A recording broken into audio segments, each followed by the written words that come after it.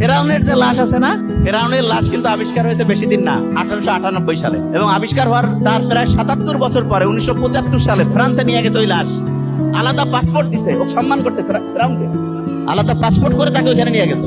ফ্রান্সে নিয়ে যাওয়ার পরে ওর লাশ কাটাছেড়া করলো। খুব দামি জিনিস তো, কত হাজার বছর ধরে আছে।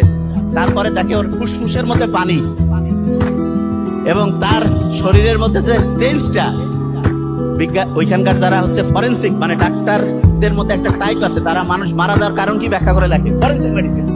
তারা লিখলো যে এর হঠাৎ করে শ্বাসরোধ বন্ধ হয়ে পানিতে ডুবে মরছে।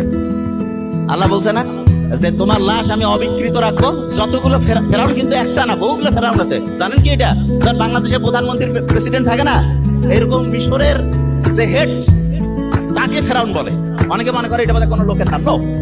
তো ওই যে ফেরাউন, সেই ফেরাউন যেটা ওই যে ফ্রান্সে নিয়ে গিয়ে পরীক্ষা করে দেখা গেল সে অবিকৃত অবস্থায় ছিল। অন্য সবগুলো ফেরাউনের কোনো না কোনো জায়গায় ডিস্টার্ব হয়েছে, কিন্তু সে একদম যে অবস্থায় ছিল ঠিক সেই অবস্থায়। আল্লাহ বলছে না যে আমি তোমাকে অবিকৃত রাখবো, ভবিষ্যতের জন্য দৃষ্টান্ত করবো, ঠিক সেটাই করছে। ওই যে পিরামিড, সেই পিরামিডের ভিতরে পাওয়া গেছিল হচ্ছে আপনার ওই যে ওই জিনিসটা, ওই বক্সটা।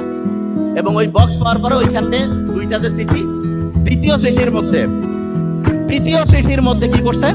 প্রথম কথা বলছে তুমি যে অবস্থায় আছো হাসি খুশি থাকো। এই যে নোবেল বিজ্ঞানীরা যে বললো মানুষের বেঁচে থাকা এবং ভালো থাকার জন্য সবচেয়ে দরকার, ওই কথাটা কি ছিল? এইটা না যে হাসি খুশি থাকো, যে অবস্থায় আসে শুকরিয়া থাকো। দ্বিতীয় কথা কি ছিল? দ্বিতীয় কথা ছিল ওইখানে লেখা আছে তোমরা পরিবারের বড় ছোট সবাই একসাথে থাকো।